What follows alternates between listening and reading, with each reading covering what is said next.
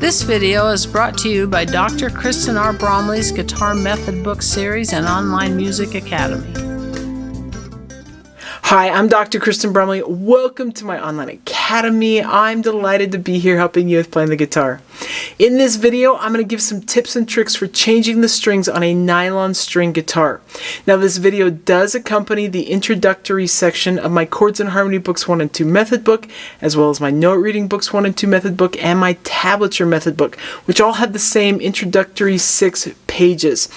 If in any of those books you turn to page 6, you'll see an explanation for how to change the strings on a guitar. So this video supplements that information. There have been 2 previous videos that have been released. One with some tips and tricks on how to change the strings on a steel string acoustic guitar, and there's one with some tips and tricks for how to change the strings on an electric guitar. Changing the strings on a nylon string guitar is slightly different, though the process for all 3 types of guitars is very similar. So I'm going to go over some specific tips and tricks for the nylon string guitar here. Really, between the different guitars, the only real differences are how we connect the strings down here by the bridge and how we can connect the strings up with the tuning posts. With the nylon string, I think it's the most tricky of all of them. So we'll go ahead and dive in. Of course, when we're going to change the strings, we start by taking a string off. I will mention with a nylon string guitar, it should be obvious that we're using nylon strings. Now, with the steel string acoustic and the steel string electric, there's some more specificity maybe with the strings that we're going to use there, but on a nylon string guitar, we are using nylon strings. And within that, you get some different tension levels. I usually use what's called normal tension or medium tension with most of the different brands.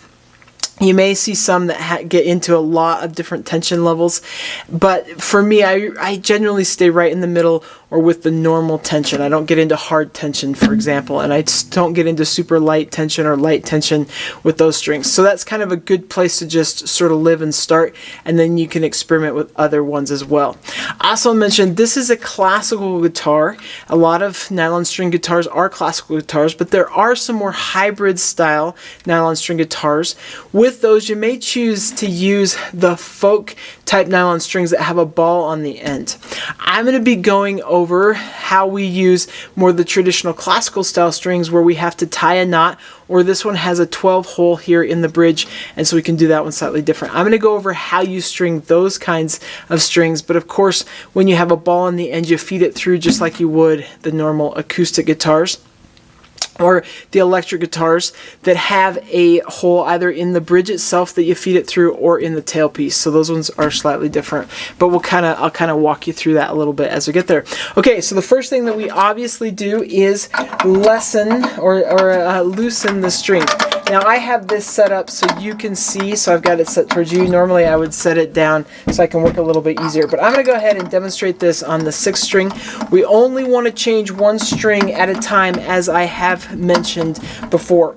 With nylon strings, we usually wind, or a lot of us do, all the excess. Because of that, I will just loosen it enough to the point where I can pull and untie the knot, or in this case, it's a 12 hole, so the strings are just kind of wound down here between 2 holes.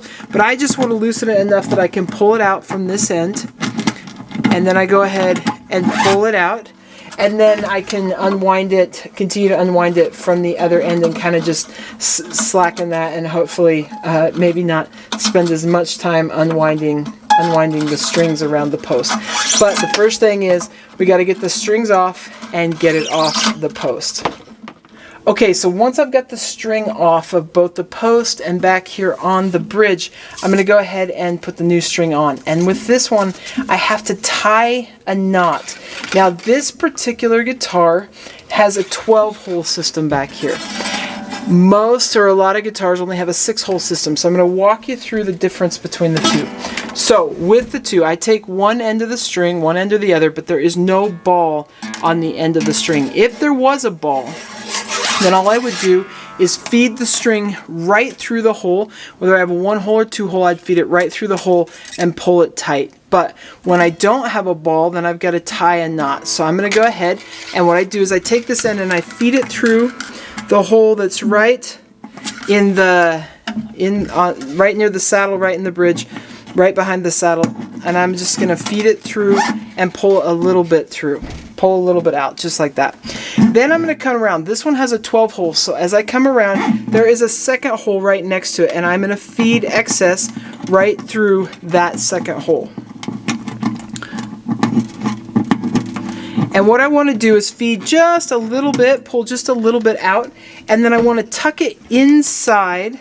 So I want to tuck it on the inside of that particular, where I came through the hole before, and just kind of hold it down. I'm just going to have a little bit of excess there, and then I'm going to pull it tight. I pull the string through and pull it tight so that it will just sort of stay. Then I have to come over and do the other end. Now, when we have a 6-hole system instead of a 12-hole system, we actually have to tie a knot. So I'm going to go ahead and switch guitars here to one of my nylon strings that has one. I didn't pull it off the other end, I just undid it so I can demonstrate this. But when we have only the 6-hole system, I'm going to feed through. I'm going to feed that string right through, and what I have to do is tie a knot. Now normally you wouldn't have it connected here, but I've just slackened it. But what I'm going to do is just like a slip knot. I'm going to come around and come under the string, and then I'm going to come and pull the excess through into and make a little knot. And then I'm just gonna have a little excess, and I'm gonna push that down, and then I'm gonna pull that tight. Now for me, as I go to the next strings, especially as I get to the top 3, I actually wrap it more than once. So I go through and I come around, and then I come around again. 2 or 3 times I'll wrap it and pull it tight there. So that's how you do the knot. It's just like a little slip knot there versus the 12-hole system. With whichever I have, I'm going to have that knot in place, or I'm going to have my little 12-hole that's kind of a nice system, and I'm going to pull it tight so it stays by itself. Then I've got to come up here and feed this. Now, you can cut off excess, but most of us with this style of string, or the folks that I have associated with, most of us will actually just use all the excess. Nylon strings can slip, and having excess can really help it lock in place. So I'm going to go ahead and feed down through. Now for me, and I've seen this done different ways, I like to come back if there's space to go through the hole, and I pull that string through the hole and then above it, and I go through again if there's room. Sometimes the post hole doesn't have room. This one doesn't have room. So I a lot of times will tie just a little slip knot to help it kind of hold there. Now, what we want to have happen is we want to turn this the direction where the string is wrapping around, like as my finger were to come through. We want the string coming up and over that way. I also want to sort of pay attention to where the excess is going to end at the very end and how it's going to come through the nut, so that it's not interfering with the other strings. For me then, with this low 6 string, I'm going to move it, I'm going to have it wrap a little bit to the inside and then back to the outside as I tighten the actual string. And you just kind of play with it. It's a little squirrely. So I'm wrapping it to the inside a little bit, and then I'll come back and wrap it towards the outside so that I aim towards having the end of my string be over on the outside more, so it doesn't interfere with the other strings, and it looks kind of nice. So once you get it kind of tightened on there and you got the string coming through and you're starting to get it tight, you just want to tighten it up until it's in tune. Sometimes I'll go a little bit past being in tune. Nylon strings have a tough time stretching out and staying in tune. So I've pushed it up to an F pitch instead of an E pitch. Let it sit there a little bit, maybe tug on it just a little bit, try and help it stretch out. Got to play on it a lot, continue to tune the guitar. Nylon strings take a long time so that they're stretched out and stay in tune.